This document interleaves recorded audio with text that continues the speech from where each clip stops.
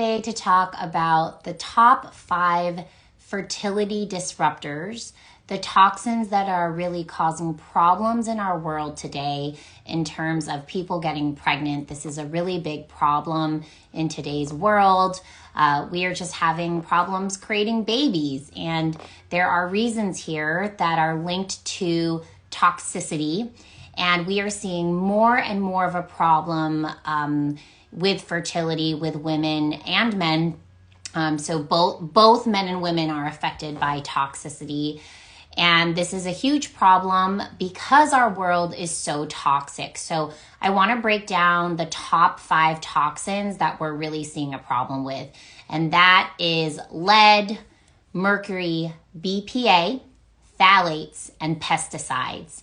And so, what I want to explain is creating a baby. It's kind of like a beautiful orchestra that has to work together, and you have the players in the orchestra, which are the hormones. And the hormones basically need to work together to create a symphony.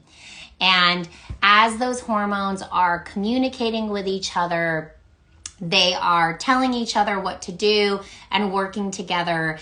And when it works beautifully, this is how our hormones can create a baby, okay? And you are basically trying to connect a released egg from the woman with a sperm from the man. And we have what are called endocrine disruptors.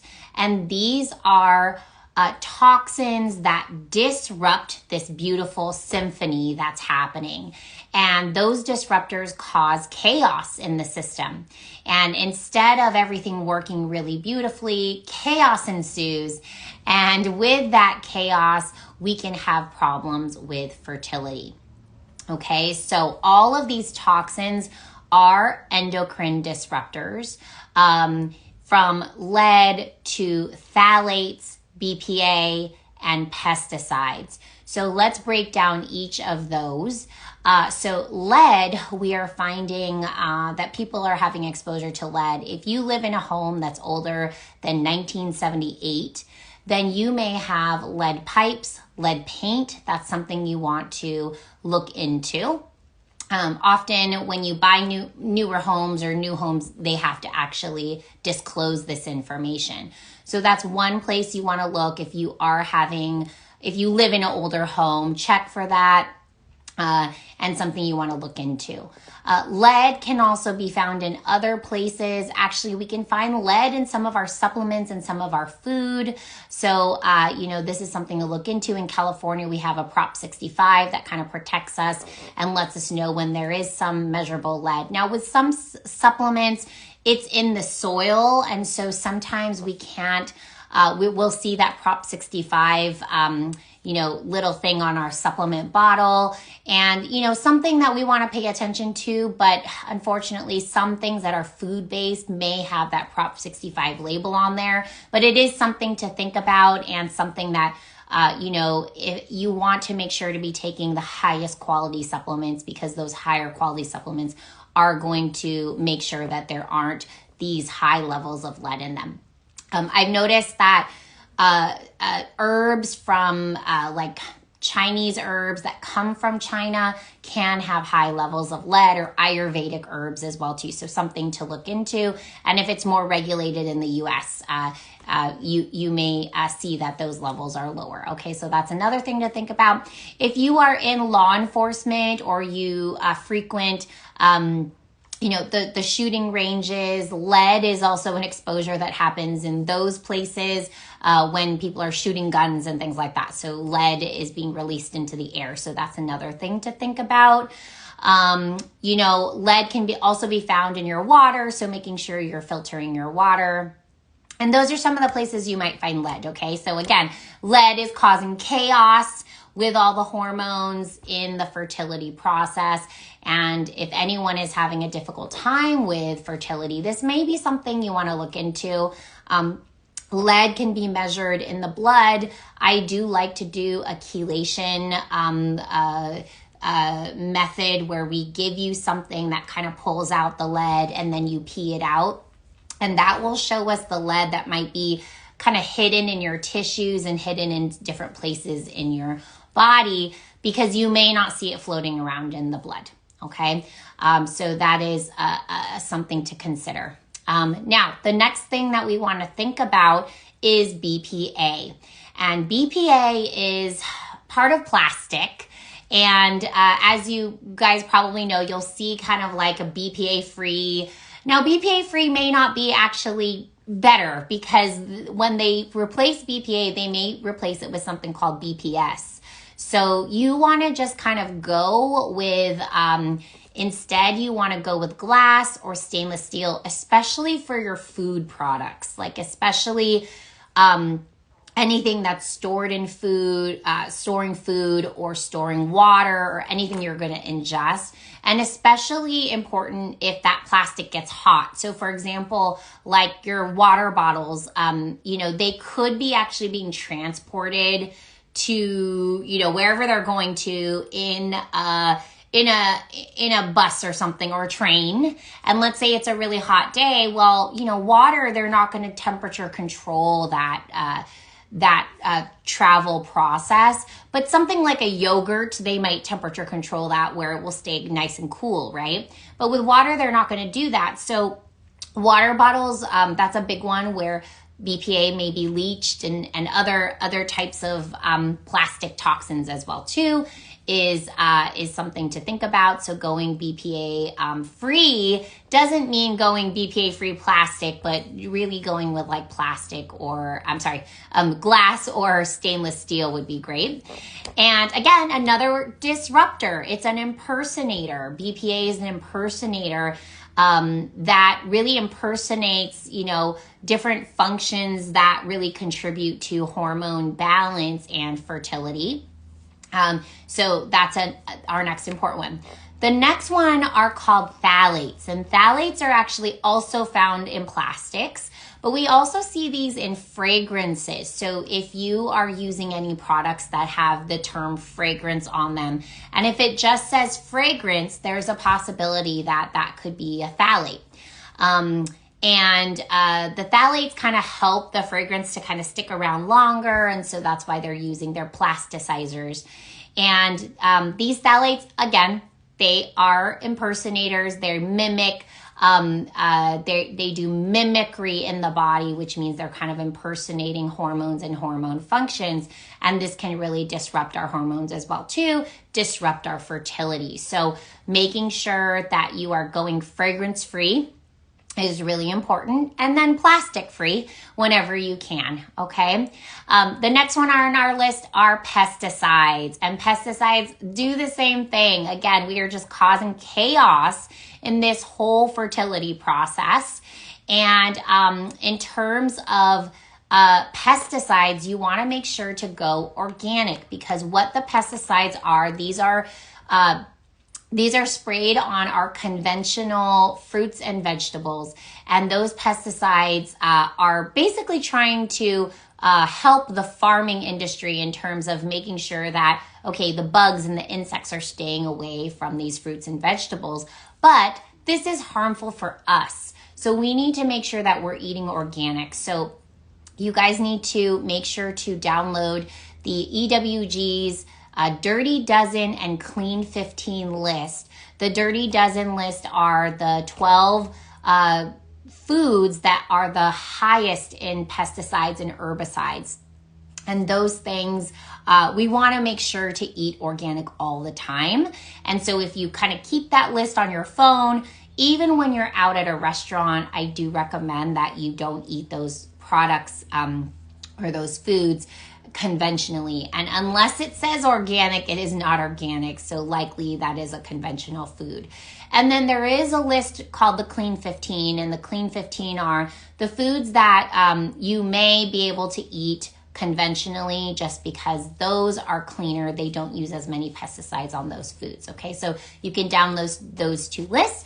I know it's more expensive, but it is totally worth it if you think about the repercussions of eating non-organic food down the line, and the money that you'll spend on hospital bills and just medical bills from eating non-organic and potentially getting these pesticides that disrupt your hormones. And we're talking about fertility today, but disrupting hormones is not just about disrupting fertility. It's actually about disrupting hormones in general. So if you're having any other hormonal type symptoms, all of these toxins that we're talking about today could be problematic. Okay. Last on the list is mercury. And with mercury, this is found, a big place we see this is in our food and especially in our fish. So there is another great EWG resource where you can go to their seafood calculator and you can see, you could enter in your information, whether you're pregnant, whether you have any cardiovascular disease, and it will tell you all of the best seafoods to eat to have low mercury, high omega-3. That's really what we want, is low mercury, high omega-3. And it's a great resource. So check out the EWG seafood calculator, okay?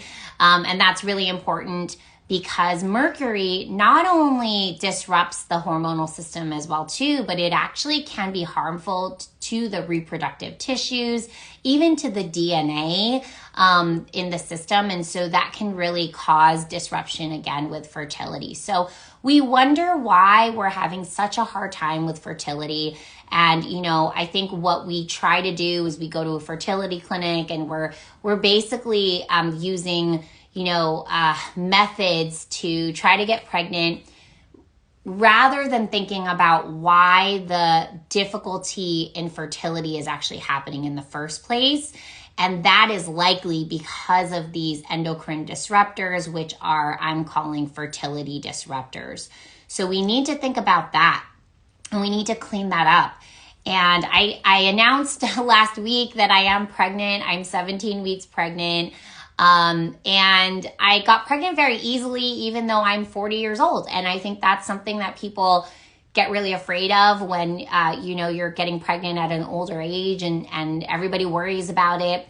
And I think that why it's harder to get pregnant when you're older is not only that you're a little bit older, but secondarily that we've accumulated more toxins. And we've accumulated more toxins and we haven't cleaned them up because no one teaches us how to clean them up. So before I tried to get pregnant, I actually tested myself. Right after my 40th birthday, I tested myself to see if I had any toxicity. And unfortunately, I did have some toxins that came up. So I needed to detox some of those toxins.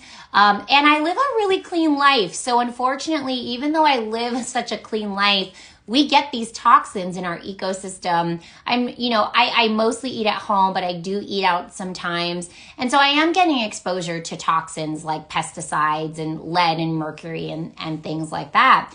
And so I needed to detox. So I'm in the same boat as everyone else. We all need to detox. None of us are protected from these toxins, unfortunately, even if we live the cleanest of lives. And I live a very clean life. So I had to do a detox. So I did a 3-month detox and I did our Cleanbody detox. I did our gut protocol, our liver protocol, and our bile flush protocol.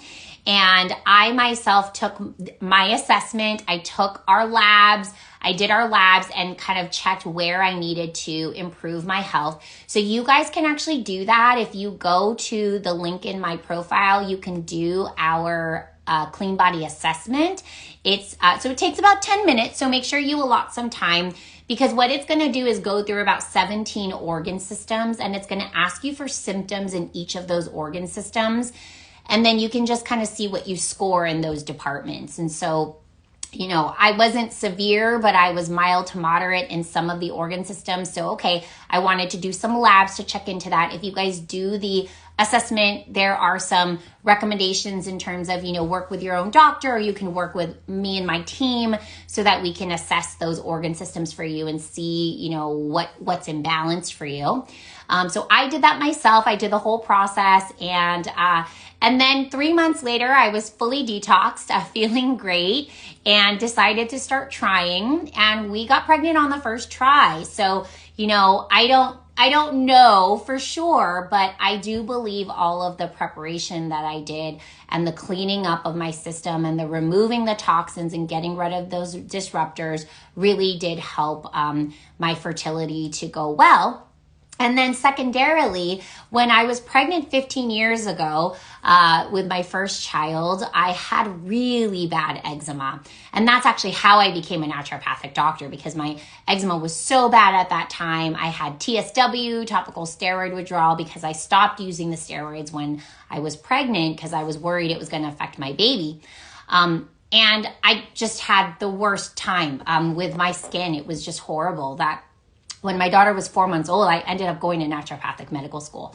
So that's how bad it was, is I really needed to find the answers. This time around, it's been wonderful. No morning sickness, no eczema, and just feeling really great, actually. I do attribute that to all of the preparation I've done, leading a healthy life up to this, but then the 3 months of detoxification I did before. So I highly recommend that if anybody is having difficulty with fertility, thinking about this, thinking about working with someone or our team at Cleanbody to see if we can evaluate whether toxins are causing chaos in your hormonal system, because this is a very big possibility. We get rid of that chaos, and now the hormones can communicate with each other. That egg and sperm can meet, and you can create a baby quite easily. And we sometimes need more than 3 months depending on how toxic someone is. So 3 months is not necessarily for everybody. Sometimes if you are dealing with a lot of chronic issues, we need to take more time. And, I know when people are older, they kind of get afraid of like, oh gosh, I don't have 3 months, or I don't have 6 months. I'm getting older by the day. And, what I like to explain is, well, it's going to be harder if you don't do this. So let's take the 3 months, let's take the 6 months to actually detox you. Now, we're talking about getting pregnant, but also just the health of the pregnancy and the health of the baby is another thing to forward think about. Last week, we talked about baby eczema. And, by protecting the baby in terms of getting clean before you get pregnant, making sure that you're not holding on to a lot of toxins in your system, you are actually protecting the baby's life and how healthy that baby is going to be. So it can be really quite important, not only for getting pregnant, but having a healthy pregnancy, and then later on having a healthy baby.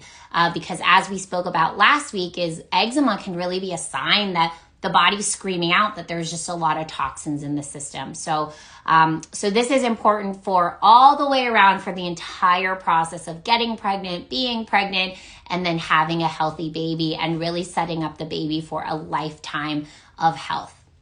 Okay. If you want to learn more, I would again recommend do our assessment, and it's again, it will take about 10 minutes. So a lot about that long, so that you can really think about what you're checking off there, so you can really see what organs are in balance for you. And then make sure to click submit at the end of that assessment, so you can actually read about what all of those dysfunctional organs mean. You can also receive an email so you can get your results. And if you do things to improve your organ system health, you could do it again in the future and see if they have improved. And if you wanted me to assess that assessment for you, is kind of explain it directly to you and how you could really evaluate your organs, support them, and optimize your health, then you can also book a discovery consult as well too. After you see those results and kind of say, okay, my organs are pretty in balance. I'd like Dr. Fong to review this for me. And so that's also available to you as well too. Okay. I would love to open it up to any questions. Please go ahead and type into the comment box if you have any questions, and I'm happy to answer any of them. Also, tomorrow I do have a live masterclass. Clean skin is what it's called. Really achieving clean skin and getting to the root cause. So if you are dealing with eczema, we are in Eczema Awareness Month. That's why I'm doing all these lives. Please make sure to attend, and you can also sign up for that on the link in my bio.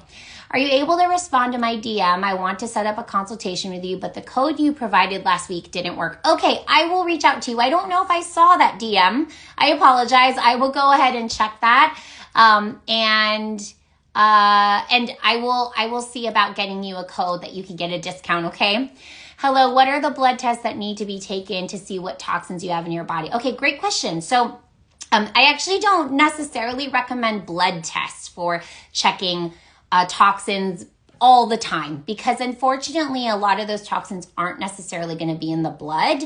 Often by checking for toxins, we're actually checking the urine. So toxins, a lot of them will release out the urine. So we will collect your urine and we'll see. And the one that I really like that we like to use just kind of for an overall assessment, one of them is called the total tox burden. So that's a really great one. And then we also have ones that break it up into environmental toxins, etc.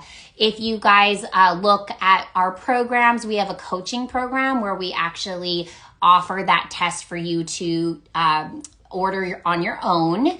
And if you look at our wellness or medical program, we will actually order those for you and we'll assess which tests you really need. The blood tests that you're going to get from your doctor may order like a lead or a mercury test. Unfortunately, those aren't always the most accurate because sometimes, again, those metals aren't actually floating around in your blood. And so you won't see them there, but then when we actually draw them out with maybe chelation or other methods to pull out the toxins, and then we spit it out into your urine, we will see it there. So unfortunately, some people will get tested and then they're like, oh no, I don't have heavy metals, or I don't have this, or I don't have that. And unfortunately, it could actually still be there just because the way it was tested maybe wasn't as accurate. What is a sign of a swollen lip and dryness? Okay, so swollen lip and dryness. So again, with all symptoms, there could be so many reasons that this is happening, but anything that happens around the mouth tends to be gut related, food related, because it's probably something you're putting into your mouth that's causing a problem. So I would really look into food. Again, in our coaching program, you're actually able to learn about ordering these tests for yourself, food intolerance, food sensitivity tests, for example, which are different from food allergy tests. Food allergy tests are, typically you might know about it. You eat it and then you get an immediate reaction. Food intolerance and food sensitivity is different. This is something that you can actually eat today and then like 3 days later, you actually have a response. So that's one thing to think about. But with all the dryness that you're having on your mouth as well too, there's a possibility that there is gut inflammation and gut dysfunction. Of course, you need to get assessed with someone to really get a really solid diagnosis. And if you do want to work together, the first step would be, take the assessment so you can see what's going on, and then book a discovery consultation so we can meet and figure out, okay, what tests do we need? What do we need to assess?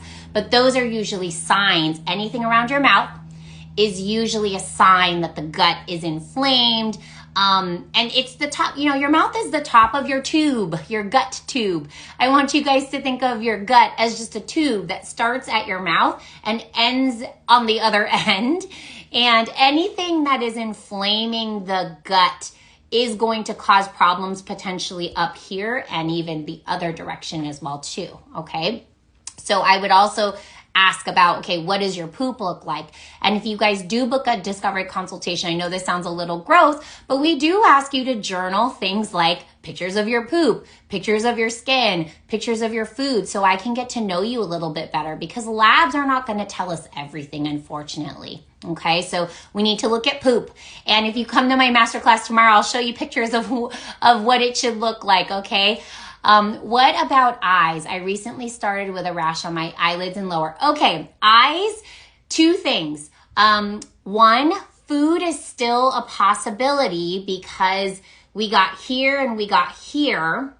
And often, if you guys actually go click on the link in my bio, which is an inspiring eczema story, you'll actually see the picture of one of my patients. She had so much inflammation around the mouth and around the eyes, and that usually kind of comes together. So food is still a possibility with the eye issue. However, I would also think about environmental allergens, environmental irritants. But the way that I want you to think about that is not that you're maybe allergic to those things necessarily. I want you to think, okay, my environment might be toxic and my internal environment is toxic, because if your internal environment is healthy, you probably won't have that inflammation in general. Your body will be able to kind of clear everything, okay? Somebody asked about moisturizers for the face, I believe. We do have some recommendations in my product recommendation page. You can go to cleanbody.health/products and just kind of see some of the recommendations we have there. I also recommend going to EWG Skin Deep. That's a really great database to just kind of look up if you want like a facial moisturizer or something like that. I know someone just asked heavy metal detox during pregnancy. No, we cannot do that, unfortunately. So we cannot detox you when you are pregnant. We need to do it before, and then we can do it after breastfeeding. If you are pregnant already and you're worried about this, what we can do is just make sure that you're not putting more toxins into your body.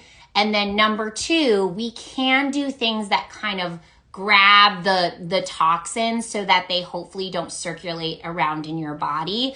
And we can support your liver to kind of make sure that it's doing its job that it needs to do. So we won't detox you though. We can't ask those toxins to come out, because unfortunately it will go through the placenta into your baby and through your breast milk into your baby. So during pregnancy and during breastfeeding, we cannot detox. I don't like Vaseline. So Vaseline has petroleum in it. And a lot of the things that we use, like Vaseline Aquaphor, have petroleum, which unless it's white petroleum, there actually could be toxins in your petroleum. So if it says white petroleum, that's a little bit better. I don't believe Vaseline says that unless they've changed it recently. Aquaphor is another one that your dermatologist may recommend that also has petroleum, mineral oil, or other things that we see in there. So I like, as a replacement, it's called Waxaline. That's a really great one. However, it has soy. So if someone can't have soy, then that's not a good idea. So those are options. Waxaline is kind of like a replacement for Vaseline. So I like that. And we also have a bunch of product recommendations for skin on our product recommendations page too. So cleanbody.health/products, and click on skin and beauty, and you'll see some of our recommendations there. Okay. All right, everyone. Well, thank you for joining in on the conversation today, where we talked about fertility, the toxins that affect fertility, and why this is also important for our babies to not come out with eczema, because that's such a big deal.